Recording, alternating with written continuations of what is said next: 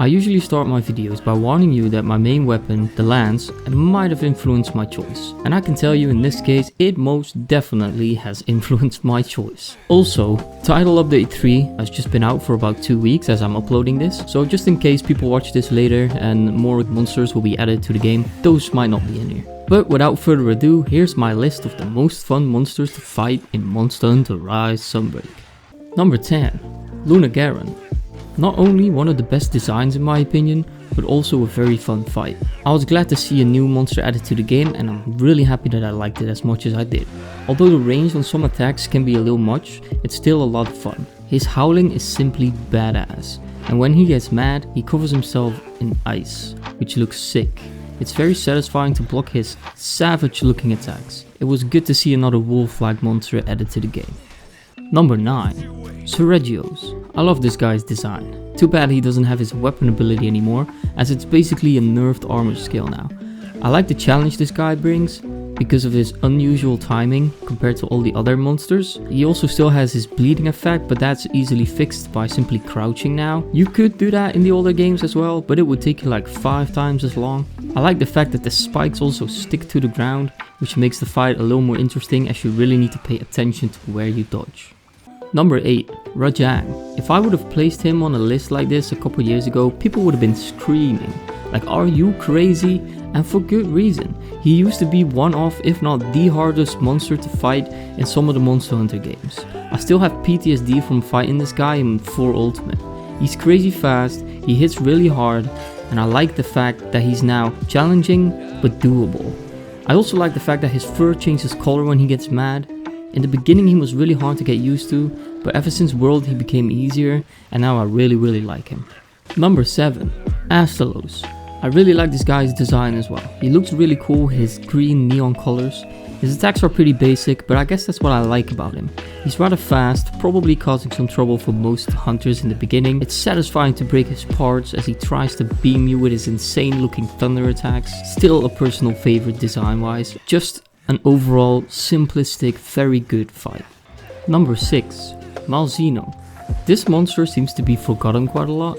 He plays a big role in the story, but after that he kinda just disappears. He'll poke you with his tail and wings, which I really like. He has a really badass looking teleport move, and when he's angry, he'll get these very satisfying weak points. Luckily this mechanic didn't go to waste thanks to the anomaly quest. This is just simply a very good fight, which is definitely underrated. Number 5. Diablos. Ah yes, I think everyone struggled with this guy as they started their Monster Hunter journey, but Diablos grew on me. He forced me to try new tactics and taught me how to study moves and adapt. Trust me, once you get good at beating this guy, the rest of the monsters will become a lot easier after that. At least to me, but then again, I'm a lance main. And with a lance, this guy is pretty simple. Number 4. TRex or TRex. I don't even know. What I do know is that I hated him before. That was in Freedom Unite. Until I started playing the lance. Like, what monster can damage you with their scream? The fight is almost like a dance with this guy, going back and forth as he runs at you and tries to bite you in the butt. And I absolutely love it now that I know his moves better than the back of my hand. I'm still hoping for Molten TRex or TRex, whatever. Number 3. Flaming Espinos. The fire-breathing, poison-inducing, paralysis-firing dragon. Even though he doesn't classify as a dragon, technically. I like his one-hit kill move, where he walks like he's wearing flippers. I like it simply because it adds some stress to an otherwise fairly straightforward fight. The wind-up is very fair, giving you enough time to do a Superman dive. Other than that, he might be one of the harder monsters, but he's not too difficult. I like the amount of challenge that this monster gives us, which is the reason that I picked him over the regular Espinos. Number 2.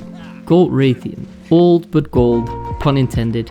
Raytheon is an absolute classic. His attacks are relatively easy, making it one of those chill hunts. Hitting his head when he is angry is extra satisfying. I picked Gold Raytheon over the regular Raytheon for the added difficulty, as far as there is any. I like this one, it's just an absolute classic. Number 1. Lucent Nagakuguga. I always like Nagakuguga in general. His attacks are so fast that you don't even need evasion on some of his attacks if you time it right. It makes this guy an absolute blast with dual blades. Why this guy over the regular Nagakuguga? Well, just a challenge. Loosen is a bit harder, a bit more poison attacks, and can of course go invisible, which is pretty darn badass. That's it for my list. I'm sure your list will look very different from mine. Please let me know what your list will look like in the comments. Don't forget to mention which weapon you main, and with that said, I hope you enjoyed. Like, subscribe, all that stuff, and I'll catch you guys later.